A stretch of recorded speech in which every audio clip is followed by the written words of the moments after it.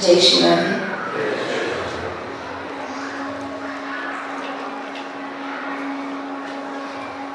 आज एक बार पुनः इस दिव्य दरबार में श्री सदानी दरबार में यहाँ आने का, दर्शन करने का परम सौभाग्य मुझे प्राप्त हुआ। परम पूज्य महाराज श्री की उपस्थिति, उनका समग्र परिकर,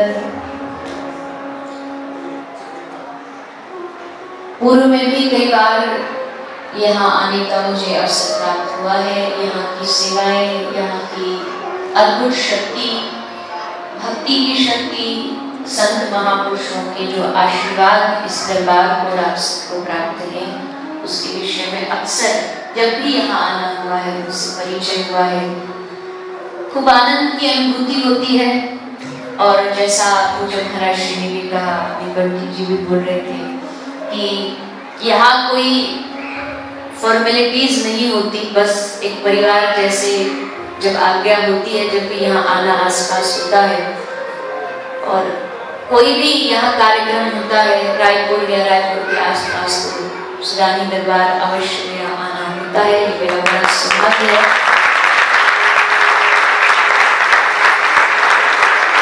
और उसका कारण भी यही है, जो प्रेम पूज्य महाराज श्री के समस्त आप सब भक्त वैष्णव द्वारा जो दिया जाता है, उसी के कारण इस दरबार में आने का एक स्वाभाविक मन बनता है। तो आज पता लगा यहाँ जो महा का संकीर्तन होता है, पास में कथा थी, और इससे 4-5 दिन पूर्व भी महाराज जी के दर्शन हुए। भाटापारा में सुंदर आयोजन था, वहाँ पूज्य महाराज श्री की उपस्थिति थी। बस एक बात, ज्यादा तो मैं क्या बोलूं, बस इतना ही कहूंगी कि आप सब लोगों की जो गुरु परंपरा है, बड़ी निष्ठा है। जिस प्रकार आप सब अपने गुरुदेव, परम गुरुदेव, उनके गुरुदेव, और ये जो परंपरा चलती आ रही है, उस परंपरा को जिस प्रकार आप श्रद्धा से, विश्वास के साथ निभा रहे हैं। देखिए, मेरा मानना ये है, भगवान एक है, तत्व एक है, लेकिन उसका पहुंचने के रास्ते बहुत सारे हैं। अपने अपने मार्ग हैं, अपने अपने गुरु हैं, अपनी अपनी संप्रदाय है। और इस दुनिया में भाग्यशाली वही है जो जिस परंपरा, जिस संप्रदाय, जिस गुरु चरणों से जुड़ा हुआ है, उसको अपने सद्गुरु के चरणों पर, अपनी परंपरा पर इतना भरोसा हो, इतना विश्वास हो, मुझे जो प्राप्त हुआ है वो दुनिया में सबसे उत्तम, उससे बढ़कर और दूसरा कुछ नहीं।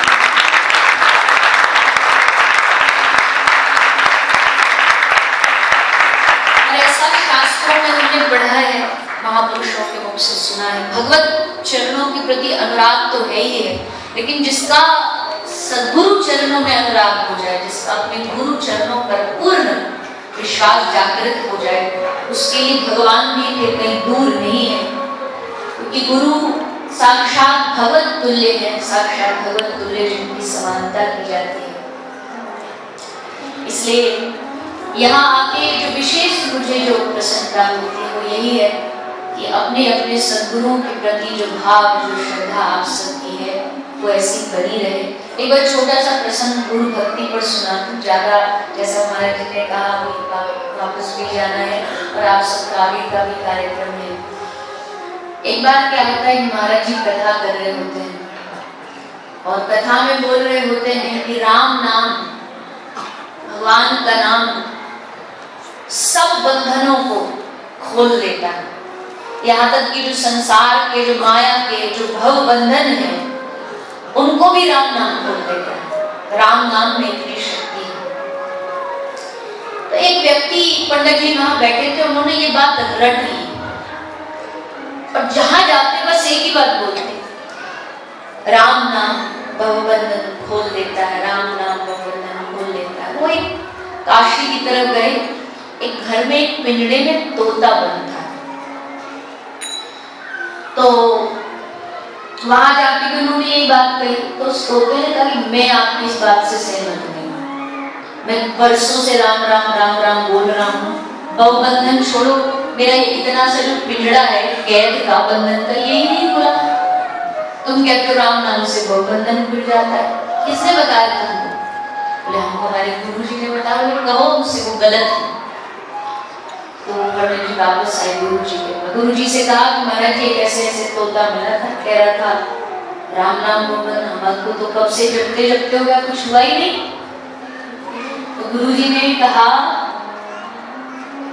गुरु जी के पास थोड़ी योग की विद्या थी, तो उन्होंने सिखाया श्वास थोड़ी देर कैसे रोका जाता है। पंडित जी ने जाके उस तोते को सिखाया। तो पंडित जी ने जाके उस तोते को सिखाया कि सांस थोड़ी देर कैसे रोकनी चाहिए। तो सांस रोकने की कला सीख गया और जैसे उसका मालिक आया तो उसने वही विद्या, वही नाटक चालू किया, सांस रोक कर। अब मालिक घबराया कि लगता तोता परम गति को प्राप्त हो। सब घबराए, घर वाले खोलो खोलो खोलो, पिंजड़ा खोलो, ताला खोलो। और जैसे उसने ताला खोला तो पंडित जी चिल्लाए कि भाग उड़। तोता उड़ा, उड़ते उड़ते उसने बड़ी सुंदर बात कही। उसने कही कि राम नाम भव बंधन खोल देता है, ये तो पक्की बात है, लेकिन उस ताले की चाबी गुरु के पास होती है। जब वो चाबी गुरु देता है तब तो राम नाम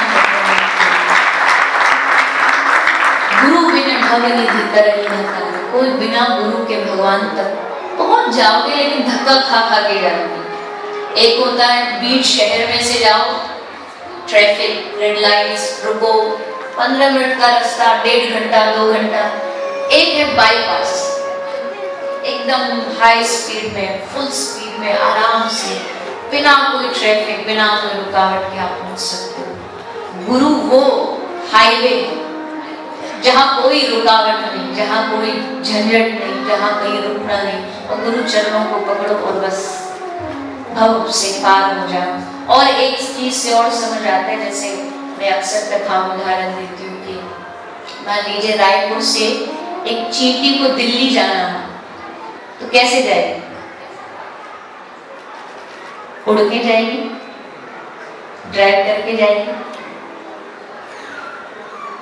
अगर वो उत्साह, मोटिवेशन भी उसको मिल जाए कि हाँ नहीं हम तो पैदल ही पैदल चलेंगे, तो यहाँ से दिल्ली तक पहुँचने बेचारी के कितने जन्म उसको लग जाएंगे, कितनी बार मरेगी, कितनी बार जन्म लेगी, और भटकते भटकते पता नहीं कितने जन्मों बाद पहुँची। सबसे अच्छी चीज क्या है, जो है रायपुर से दिल्ली जा रहा हो उसके वस्त्र में, उसके कपड़ा में जाके कहीं छुप जाए, पेंट की जेब में छुप जाए।